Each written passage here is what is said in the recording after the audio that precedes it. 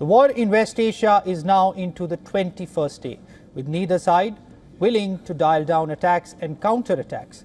Israeli Prime Minister Benjamin Netanyahu has raised the prospect of a ground invasion. My colleague Shreya Upadhyay will take us through what a ground operation would mean for the war and the region. Well, absolutely. Let's tell you what the entire concern has been about, the ground invasion question, whether that will happen or not. A key question now is whether this war will remain limited to air and missile exchanges, or it could escalate further. Will the United States and Israel deploy ground troops? That has been the big question for weeks now. Could this situation turn into a full-scale ground invasion? Let's get a sense of where things stand right now. Remember, Israel's Prime Minister Benjamin Netanyahu held a press conference on Thursday this week. He said that a war with Iran could end faster than people think, and that a ground operation in Iran would be needed to overthrow the regime. It is often said that you can't do revolutions from the air. That is true. You can't do it only from the air. You can do a lot of things from the air, and we're doing, but there has to be a ground component as well. Now remember, in any modern war, fighting typically unfolds across multiple fronts. The first one, as we have seen in this entire war, has been the air warfare. The aerial warfare has been the most active. Remember, currently the most visible in this entire war, with drones and missiles being used. Most of the action is in the skies, with fighter jets and drones carrying out continuous strikes on key military and strategic targets. Apart from this, remember, there is land and sea as well. As far as land is concerned, remember, land-based missile and rocket attacks have been continuing. They have been active in this war. Missiles and drones are being launched from land towards cities, bases, as well as critical infrastructure. And there is, of course, the water, sea and naval warfare that continues. It's less visible, but it is active. Remember, warships and patrol forces are involved, including sea-to-ground strikes to control important waters. Now, there is another option that is being talked about, and that is the ground troop invasion. There has been no ground invasion so far, but it remains a possibility if this war escalates. And that is why this has been a big concern. While Netanyahu on Thursday suggested the possibility of a ground invasion, remember, American President Donald Trump on the same day has said that he had no plans to commit ground forces to the war in Iran. But Trump still left some room for changing his stance in the future.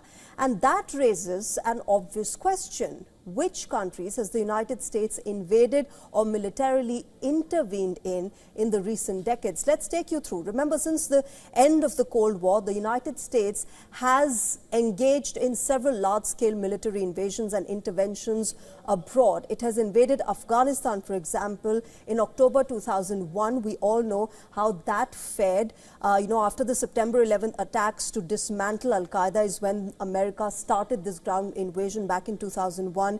They wanted to remove the Taliban from power, leading to a long 20-year war and occupation. Then, in March 2003, the focus shifted to Iraq. The US and allied forces invaded Iraq to overthrow Saddam Hussein. They cited the threat of weapons of mass destruction, which triggered a prolonged conflict and insurgency. And then, in January 2026, as we all saw, US forces carried out the controversial military operation in Venezuela. They struck targets and captured President Nicolas Maduro and his wife in Caracas. This was part of the broader campaign that the US framed as counter-narcotics and security action. Let's also now look at the elite military units from both US and Israel, the forces most often used for high-risk or precision. Remember, look at the comparison here. As far as America is concerned, Delta Force, Navy SEALs and para-rescue men are there. US Navy SEALs, remember, famously carried out the 2011 mission that killed Al-Qaeda leader Osama bin Laden, and the para-rescue men of America also have been significant in several military operations. As far as Israeli elite units are concerned, there is Sayeret Matkal, Shaitet 13 and Shaldag. These are the three units which really hold a lot of significance in the Israeli military. As far as Sayeret Matkal is concerned, remember Israel's top deep reconnaissance and hostage rescue unit is this one. And it has conducted high-risk raids, including actions against Iranian-linked targets in Syria.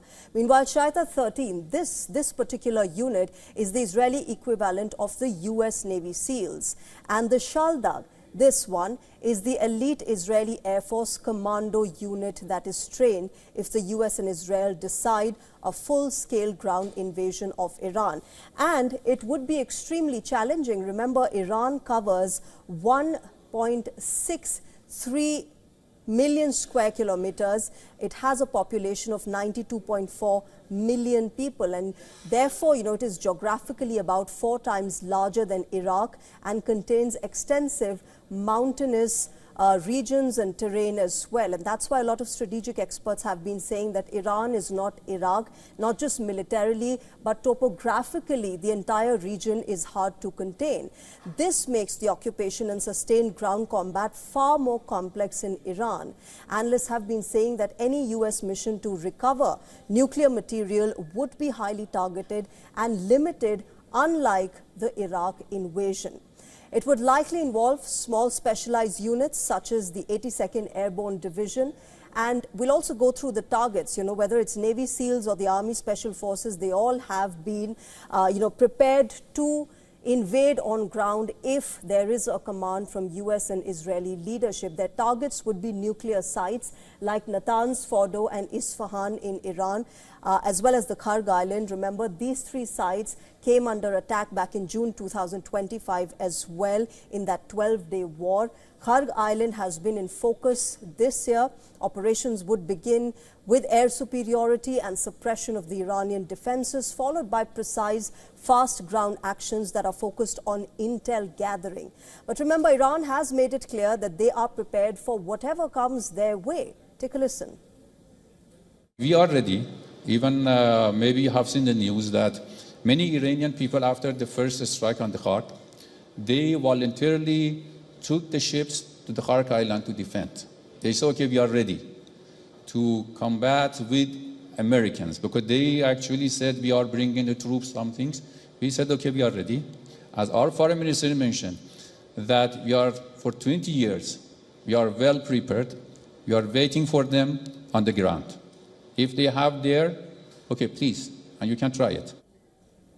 So while Iran has been giving a befitting reply to American and Israeli strikes, remember, U.S. and Israeli leadership so far have been contrasting as far as the ground invasion question is concerned. We'll have to wait and watch whether this option is eventually exercised or not. It's back to you, Vidar.